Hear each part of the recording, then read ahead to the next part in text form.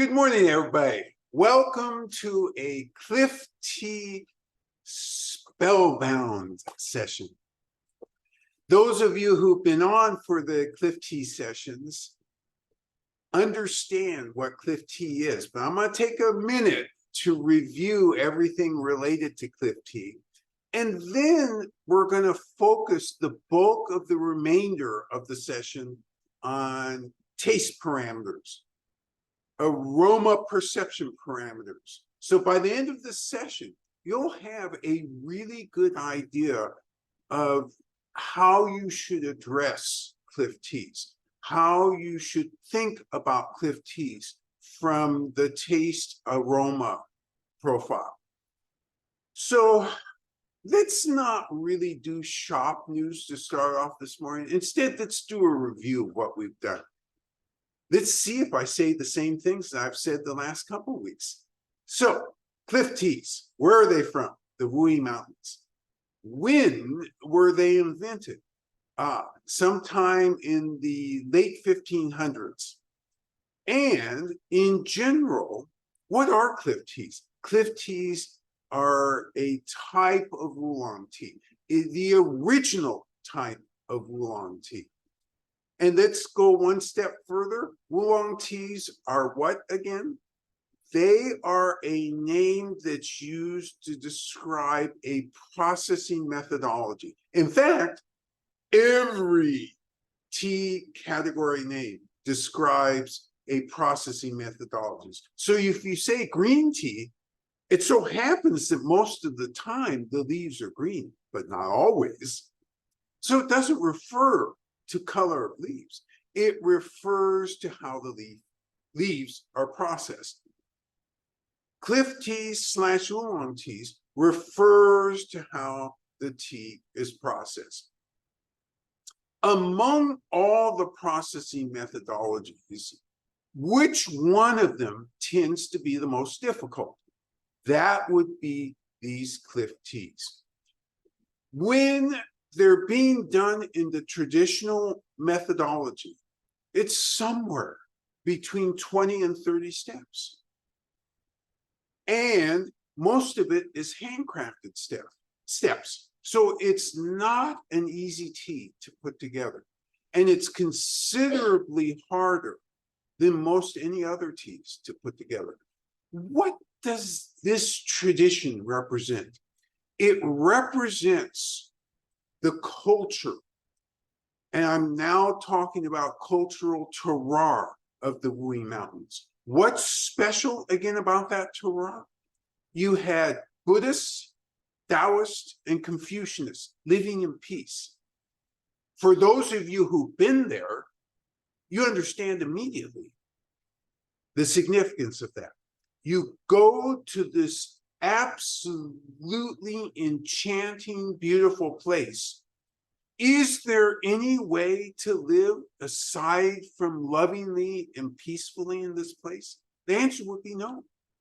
It is just absolutely magical when you go to the Wuyi Mountains. And this is reflected in the development of this tea process. Now let's get some and review some other aspects of Cliff Tea. So you have divisions of Cliff Tea. What are those divisions based on? Mostly geographical. You have, in quotes, in the mountain.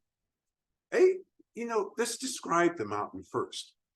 The Wuyi World Heritage Site is 2,798 square kilometers. Within that area, there is a 7.7 square kilometer area that's called, in quotes, in the mountain. By the way, let me ask you this legal question. In China, if you are selling tea and you put in the mountain, will that get you in trouble, or will everybody just say, oh, okay, I'll fork over that $20,000 a pound to buy that tea? It gets you in trouble. You are not supposed to use that as a tool to advertise this tea. Why is that? The LCSs created this situation. That's liars, cheaters, and scammers, for those of you who are new to the broadcast. Because there were so many of them, eventually the local government said, okay, that's it. No more descriptions as Zhengyan unless you are certified truly within that space. So you have in the mountain, you have half in the mountain, you have beside the mountain, and then you have the outside area. So I ask you this trick question. If you're growing tea and producing it in some way outside the mountain, is it any good? That's a trick question. It can be great so long as they don't call it cliff tea. If they call it cliff tea, it will not replicate the flavor, the aroma characteristics. Cannot happen. Why is that? That's because the terroir of the Wuyi Mountains is unique. It's volcanic mountains. The soil, the topsoil, 10 to 40 centimeters worth of red, rich soil. This influences the flavor. So you can have great tea out of the Wuyi Mountains. It's just not cliff tea.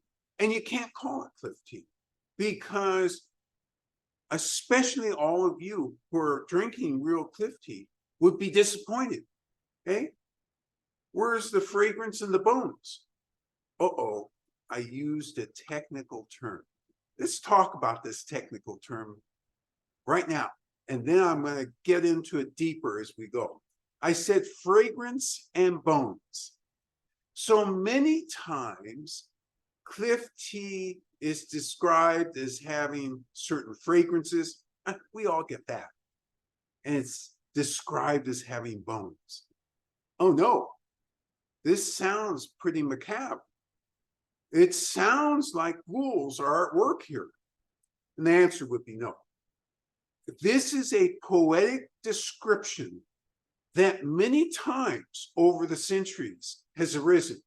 So as far as I know, it first arose sometime in the Sung dynasty. So think around 1160 to, oh, that's not right, around 960 to about 1368, somewhere in that range.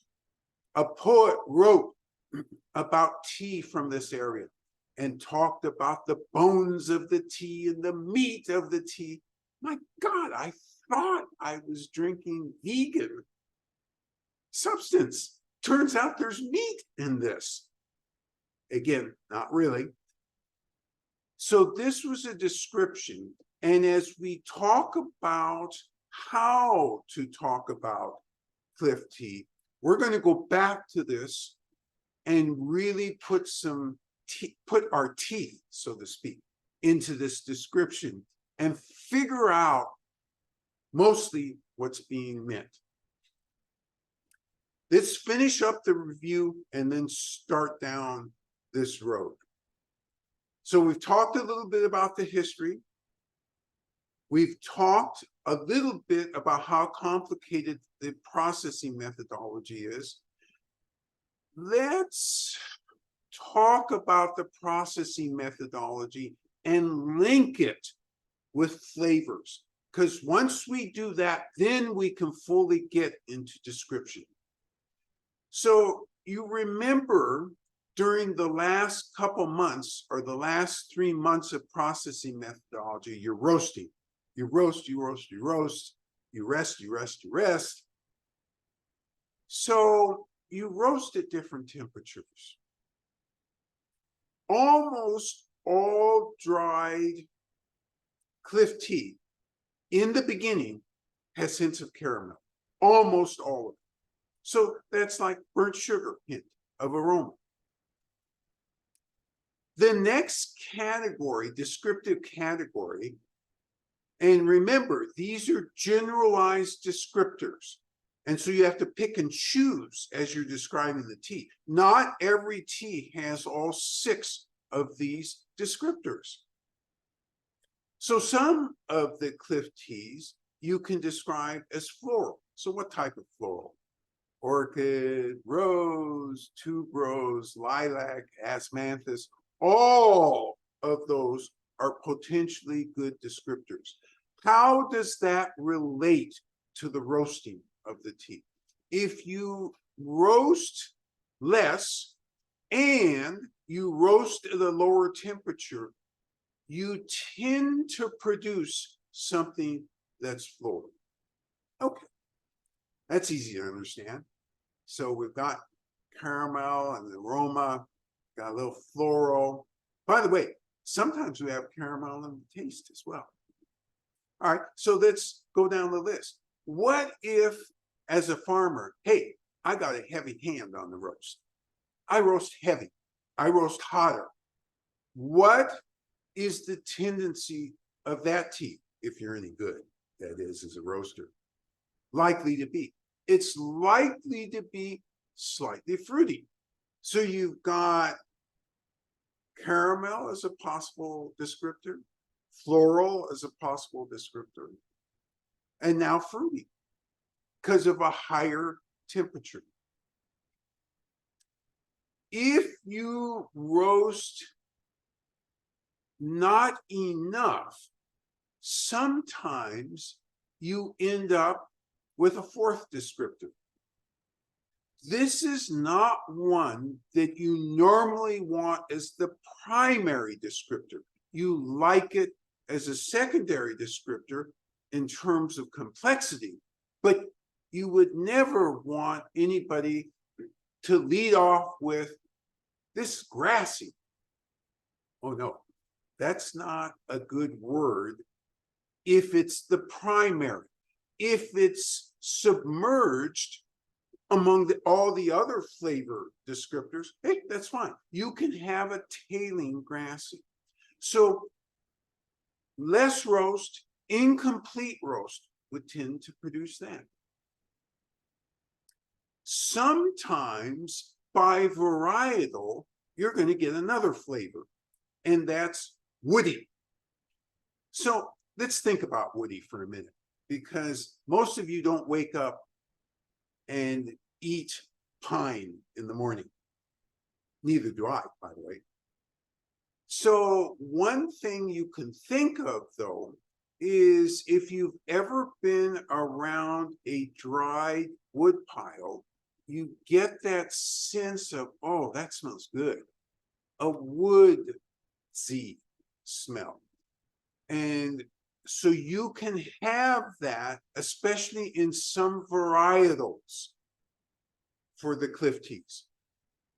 And that's really a varietal, and that's also less roasting. If you have a heavier roast, most of the time, you would kill that woodsy. Sometimes, for certain varietals, you want woodsy. As a farmer, you choose to, or producer, you choose to make that decision. That's okay, so long as it's a skilled decision. What's the last flavor profile that many times you hear in descriptions of cliff teas? And there's a wrong way to say this. I'm going to say it in the correct way. Creamy. So sometimes you hear the word milky. I don't want to really ever hear that word as a descriptor for cliff teas. In fact, I really don't want to hear that word, because that's come to take on so many other meanings, most of them not good. You have, in quotes, milk Wulong. Milk Wulong is not a cliff tea. It's a southern Fujian tea. They also have that in Taiwan. And the whole issue with why this description is hard is because some farmers in both locations have taken to spraying on kind of a chemical milk flavor on the tea to have that type of flavor. That's not all farmers, but some farmers have. And that's really leaves the spirit of what cliff teas are about. Cliff teas, especially in the park, are all about no pesticides, no additives. Give it to me as it grows. Well, after you've cooked it. That's what the principle is, and that's part of what makes these cliff teas so special. Okay, so you have the 6 main descriptors. What other descriptors come to mind from time to time? Chocolatey. So as you roast the leaves, chocolatey is a very legitimate description of what you're smelling. Sometimes even hints of that in what you're tasting. These are all very valid descriptors, and these are what you would hear them say in China. Let's walk our way historically a little bit further, because this is a subject. If you ask me any questions, I'm going to fall into this endless discussion with you about what's possible, because I've read a lot about this. I understand a lot about this. So the one I want to highlight is one that was written, I believe, in the Tang Dynasty. Oh, I think I'm wrong about that. In fact, I'm sure I'm wrong. It was written actually in the Qing Dynasty. And this author was very famous for talking, oh, by the way, Qing Dynasty. I can read your minds. When the heck was the Qing Dynasty? Around 1644 to 1911. Great question. So this author said, all right, here's levels of understanding cliff teas. It can be sweet. Oh, I like sweet. That's good. If it's sweet, that's kind of like step number 1. Step number 2, clear. And by the way, I'm translating just simply what he said. 4 things. Oh, and you know what? I goofed it up already. I just ran the Chinese through my head and I gave you the incorrect first one. The incorrect first one is fragrant, then clear. If it's fragrant and clear, then you're looking for sweet. And then this last one is going to throw you for a loop. I'm going to translate it. Alive. So fragrant, clear, sweet, and alive. So it's fair to translate alive as bright, energetic. All of these things are fair translations of that. And this was his description of this type of tea. Another author who was even earlier than this one, and this author was actually responding to that author, said something of the following in terms of teas from the Wuyi Mountains. It can be lovely, but should be charming.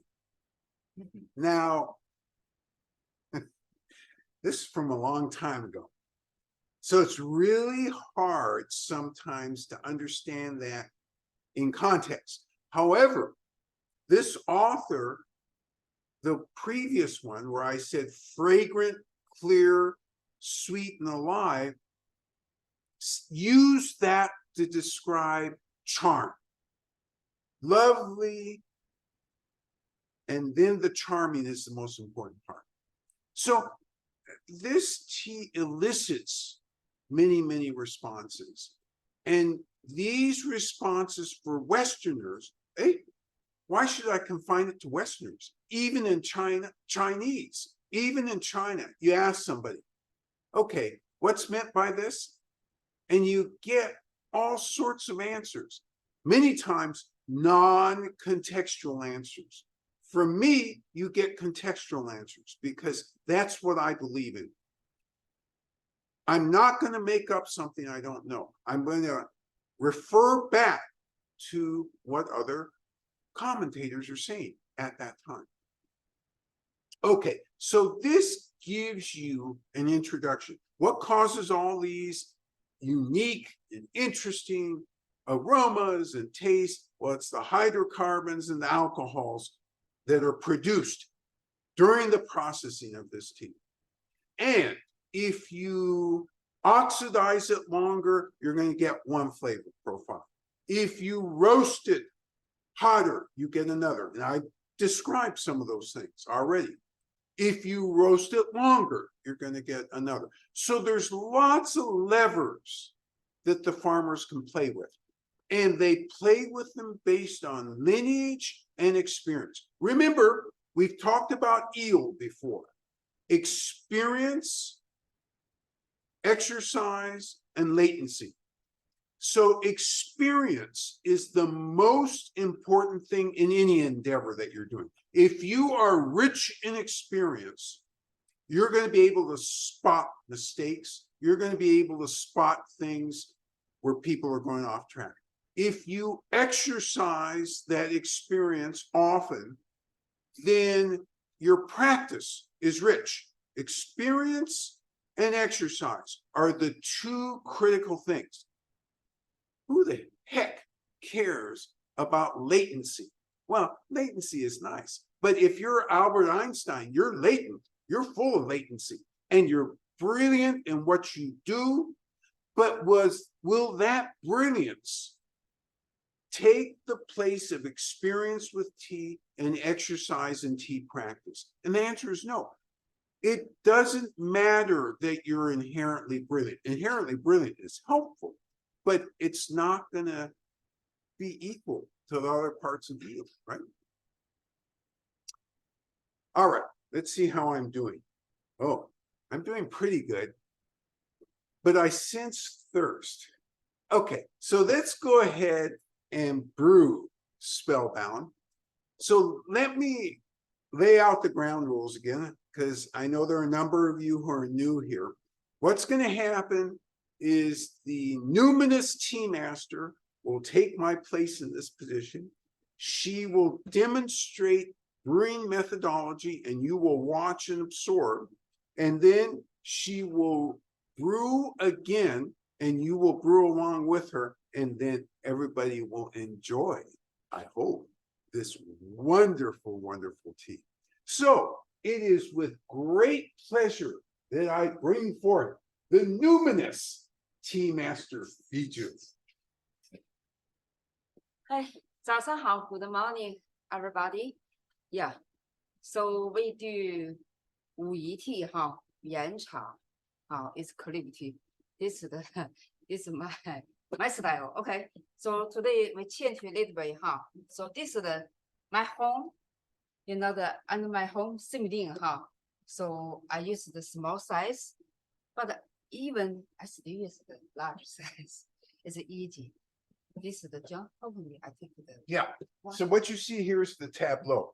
So a tray so that water can go everywhere and then be drained out. An Ishin teapot. This is what we use at the shop because it's 16 ounces. Some of you have these small Ishin pots if you're doing small cup tea. Some of you will use ceramic. Today, if you have a large Ishin pot, that's what you should use. We specialize in large cup. We teach small cup in classes, but in the shop, and for all of you, it's all about large cup. We have supersized it for Americans. And actually, as it turns out, not really just for Americans, for everybody who lives in an urban environment. Even in China, they now are looking at this as the way they want to go. That is in the cities, big cities. All right, she's heating the vessels. She's only going to use, though, the large cup. I'm sorry, the large Ishin pot. Use 200-degree water. You can use any temperature of water between 200 and 212. Why do you heat everything up? Because Wulong tea in particular needs that heat. If you want to get the full aroma and the full oomph of these teas, particularly of this quality, Because this one is from within the mountain. You gotta use high temperature. This is not a low temperature tea, and you must cover. So many of the teas that we brew in here, we don't cover. This one you must cover.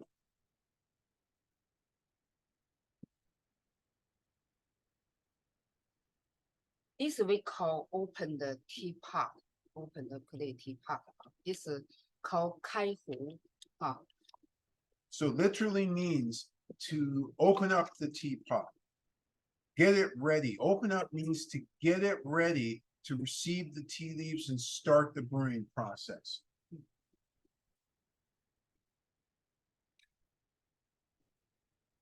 And you'll note in the instructions, there's 2 sets of instructions. Actually, 3 sets of instructions. Yeah. And Xiaobei is gonna first do it, and then you'll do it along with her. So there's the Yixing instructions, there's the ceramic pot instructions, and lastly, for those of you who have special pots, we did some experimentation this week, and we have your instructions in there as well. Tea goes in the pot. Biju shakes the pot.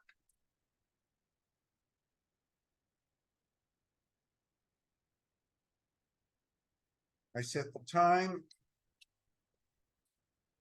这个是2分。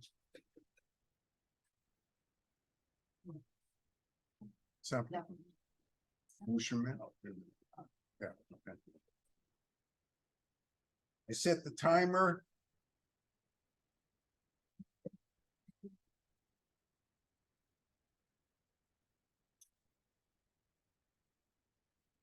And Biju is drying the water.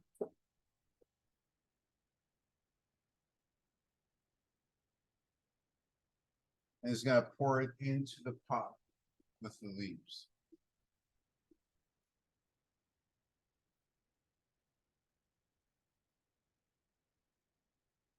And you notice she pours it on the outside of the pot as well. Because these teas, as I said, like heat. All right. So let's talk a little bit about this concept of bones and meat and tea, especially cliff teas, because you don't see these terms used for anything except cliff teas. So literally, what does this mean?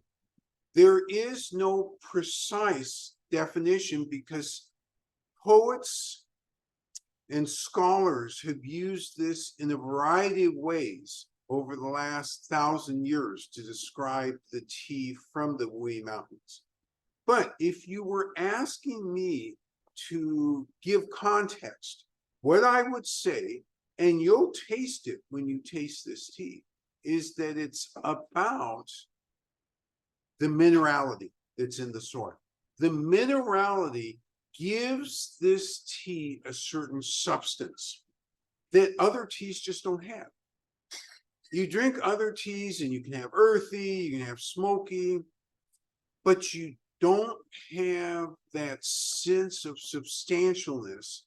And the substantialness isn't really just the roast, not at all. It's really more about that minerality. And some minerality is much stronger. And actually, when it's very strong, for some tea drinkers, it's too much. Can't tolerate it. Now, you won't experience that with Spellbound because the minerality of this one has declined. And that's good because all the other aspects of this wonderful tea have come to the fore. And that tends to happen after you let a cliff tea sit for about 6 months. When it comes hot off the press, so to speak, some of these things are so intense that we try and direct customers away from them when we first get them, because we usually get them hot off the press. In China, many times, not always, they actually also put them away to rest for about 6 months before they put them on market. Because otherwise, that minerality, as I stated, is too much for some people. All right, timer has gone off.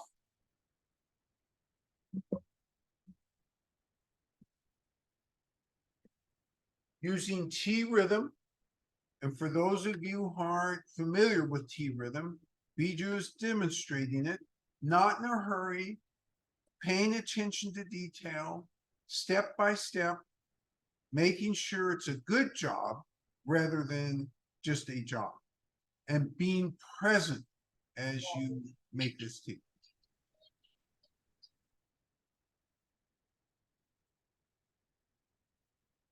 All right, so she's poured it all out. And let's look at some things. Do you have a question? We welcome questions. You can put them in the chat or you can go ahead and ask them over your microphone if you wish. So look at that beautiful color. Ordinarily, I need to remind you to smell what this smells like, but this is so strong, even from here, I can detect it. And so what we're doing is we're establishing an understanding of the tea right away.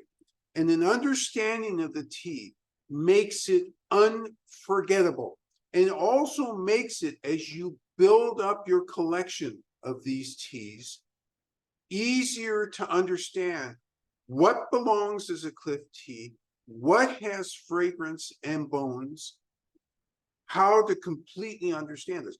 Cliff teas are some of the least understood among all the teas. There is this thought sometimes that there is some sort of almost like a spiritual magic around certain types of other tea.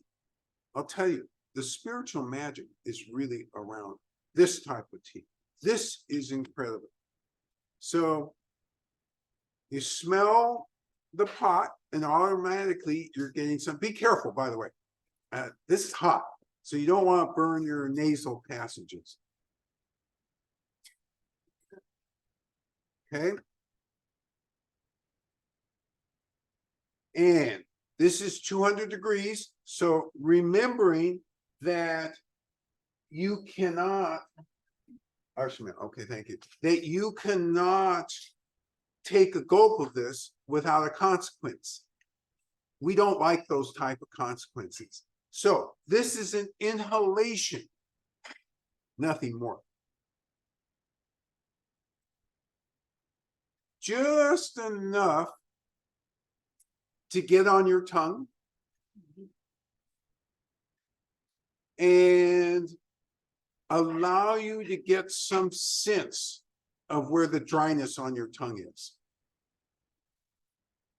Then you're gonna see, oh, aftertaste. Okay, gives you a little sense of the aftertaste. The last thing you're gonna look at or look for, and it may take a minute for it to appear, it may take a longer time to appear, is energetics. What do I mean by energetics? How the body feels. Does it feel calming? Does it feel warming? Does it feel like you're slipping off into a dream? All of these things are judgments about how the tea physically makes you feel. All right, I'm going to take a second inhalation because, and by the way, as you're taking notes, this is useful. Every time we're in China, we taste hundreds of different teas. We take notes all the time. And this gives us reference point to whether a certain style is okay. It also is a reminder when we get samples from the farmer, does this match the sample? And lastly, when we get the real thing, because we've taken 2 sets of notes by that time, does the real thing resemble what the tasting in China revealed and what the sample revealed? Better be pretty close. Otherwise, we got a problem. All right, second inhalation.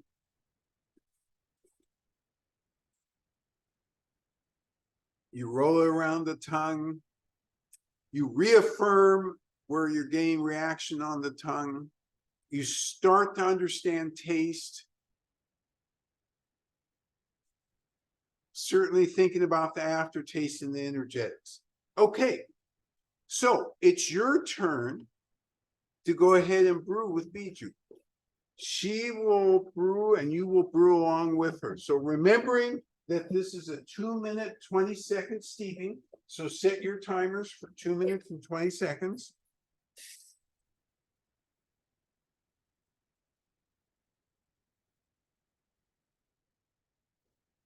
And it's going to be 200-degree water. Make sure your water is at 200 degrees.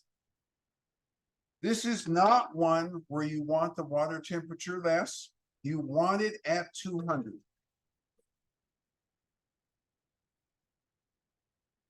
You're going to make sure that whatever tool you're using, that you put the hot water not only in the tool, but on the tool, because you're trying to concentrate the heat. That's very, very important. She's drawing the 200-degree water, and she's about to step back into the picture and pour in and over.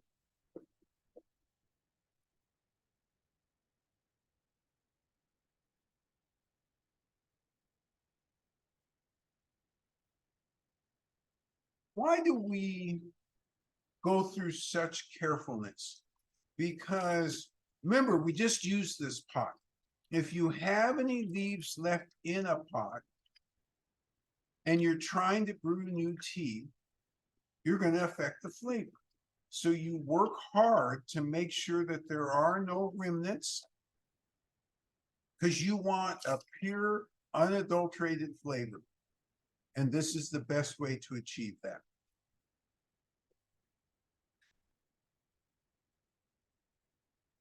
All right, you're getting your leaves out of the bag labeled Spellbound. You're going to put them in your brewing vessel carefully. You try not to touch with your hands if possible, because most of us have lotion or soap smell or something left on the hands. So you don't want that to interfere with what you're going to end up brewing. You shake the leaves to open them up. Oh, and she smelled them. And that all is helpful, by the way. It's not only fun to smell them, but it tells you the intensity of the waking up. And it also tells you, yeah, I really have the right leaves in here. Because if you smell something you don't expect, it's like, oh, wait a minute, let me go back to source. She has 200-degree water. She's pouring it carefully on the side in the pot. And the timer, which is a 2-minute, 20-second timer, I set off.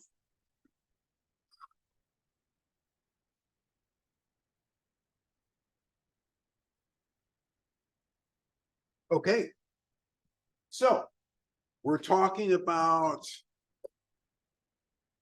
rhythm, cliff or rock rhyme, bones, all of these terminologies which only belong to the Wuyi Mountains. They don't belong anywhere else.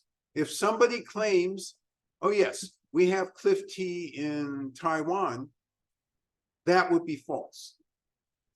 You don't have cliff tea in Taiwan, period. It is only from this one area that you get this type of language with the implied meaning related, as best I can tell, to the minerality of that soil. That is truly what's unique about the Wuyi Mountains. The other things, by the way, and I don't think I introduced this to you before, I may have. This place is far from any pollution.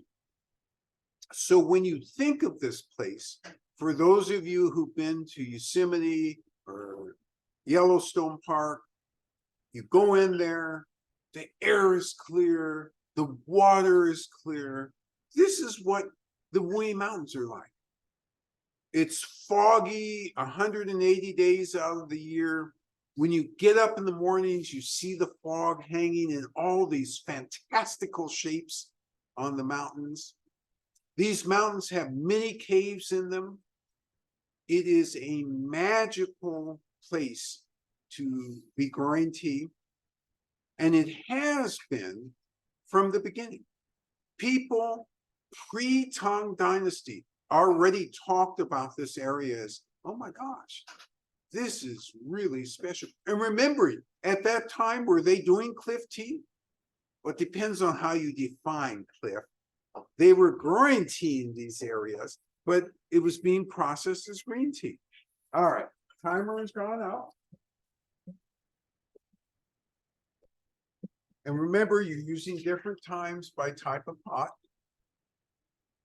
You're gonna carefully, not in a hurry, pour out. You're not trying to make bubbles. You're not trying to aerate the tea. You're not trying to do any of that.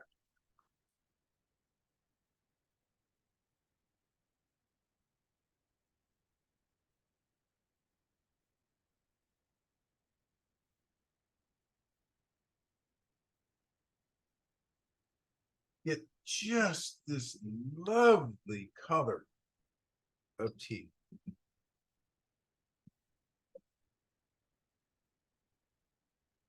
And remember, for those of you who are at home, you can get a second steeping.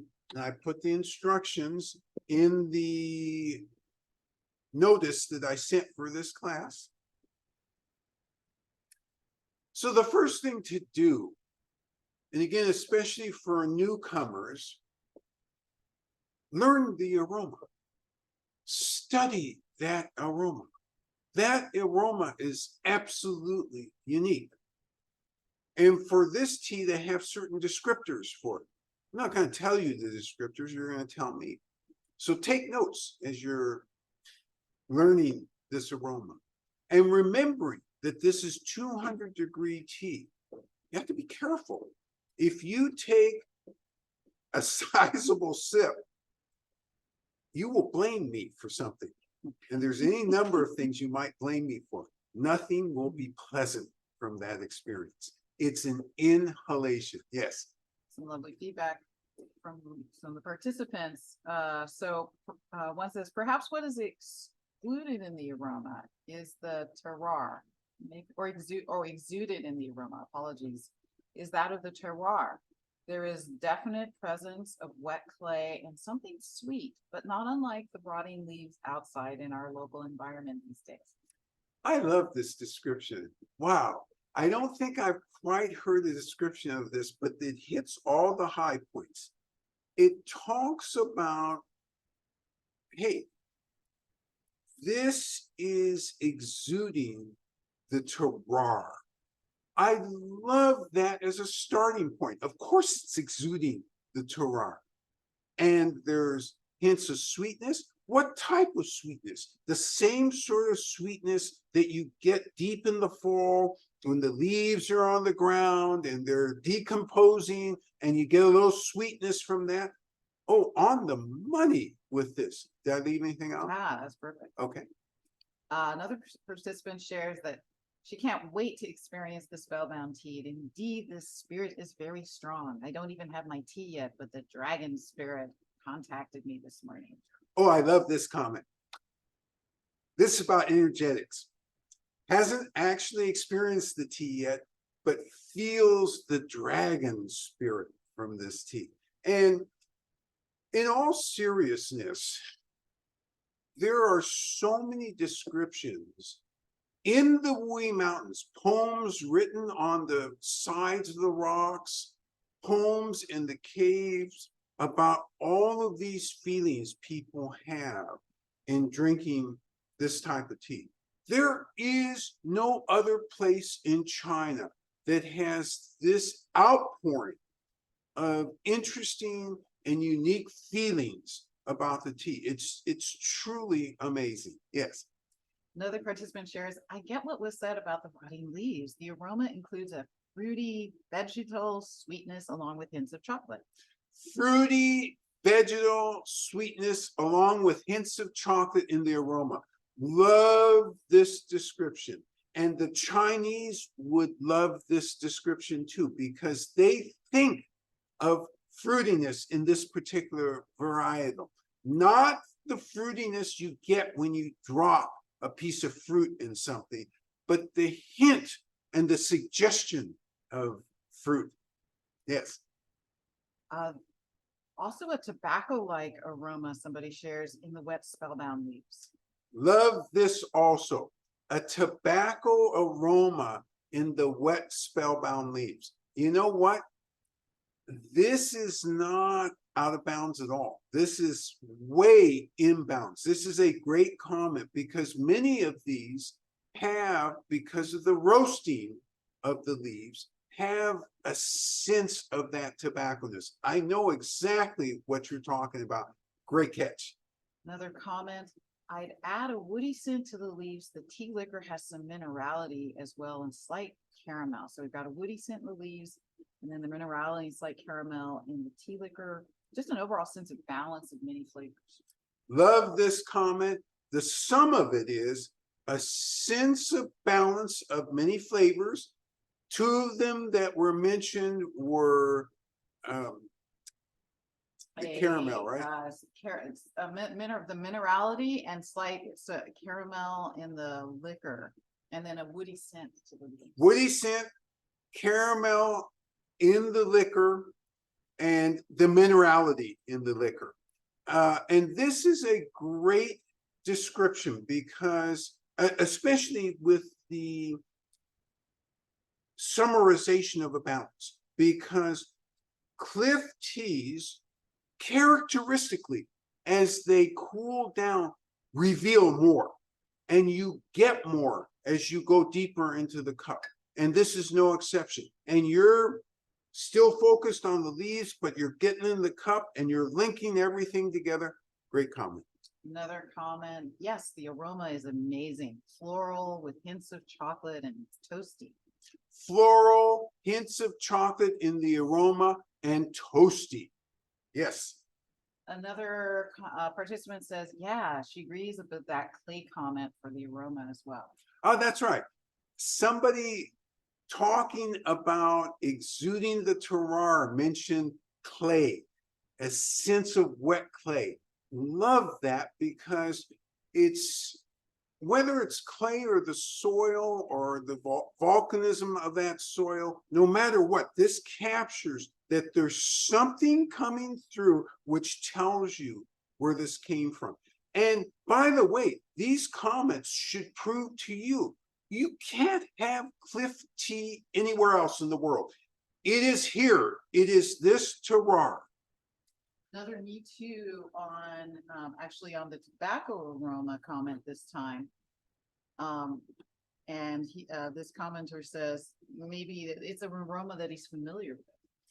Tobacco, reinforcement of the tobacco aroma. This particular commentator is very familiar with that aroma.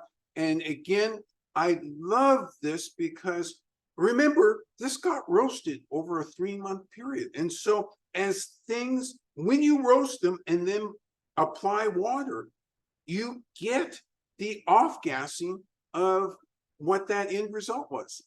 Yeah. Participant gets a light sweetness on the front of the tongue, wonderful complex aftertaste. It reminds him of the aftertaste of a light candy. Wonderful light sweetness at the forefront of the mouth, and then a complex sweetness as it goes back. Not complex sweetness, complex set of yeah, complex aftertaste. It's complex aftertaste. Why is it I like this comment so much? I like it because cliff teas are hard to get. They don't give up everything in the beginning. It is this series of revelations, and that's the magic of cliff teas, and you are getting those revelations. Great job. Great comment. Participant shares, energetically, I feel peaceful and calm. Energetically peaceful and calm. Love that comment. I start some mornings, especially mornings where I want to have a calmness to them, with a cup of Cliff tea. And it's exactly for that reason. It's grounding for me. Another participant shares he gets a drying minerality with a tannic finish. It's a long comment. Stop there. Okay, drying minerality with tannic finish. I love that. Nobody's mentioned tannins yet. This is a good catch. All tea has some sense of tannins. However, how you process it, how you control it through that, is how you understand the skill of what's brought to the table. The taster then gets orchid with a slight jasmine aroma and hints of cacao. Orchid with slight jasmine aroma and hints of cacao. Love this follow-up. And let's go back to the previous comment, which talked about complexity. Oh my God, these Cliff teas are uniformly complex. Some teas are single note. They're grassy in the beginning, grassy in the end, grassy in between. Nothing wrong with that. Single note is fine if that note is a high, well-pitched note. But there's very few teas that have this whole rhythm. And this tells you why you must be in tea rhythm when you're drinking this. You can't be sitting watching Godzilla and really get this unless you're completely bored with the movie. Yes. Another thread of this participant's comment: flavors of saddle leather, dry meadow grass, rice hulls, and an orange-like fruitiness. Saddle leather, dried grass, and rice hulls. You said rice hulls? Rice hulls. Oh, rice hulls. Yes. And then an orange-like fruitiness. An orange-like fruitiness. Love this comment for a lot of reasons. So the saddle leather and tobacco for me link up. The orange is what they would say in China. So really, really a good catch with that. And the rice hulls, to me, I grok that too, because it's part roast, it's part vegetal is what you're detecting through that comment. So a great list of descriptors for this. Good job.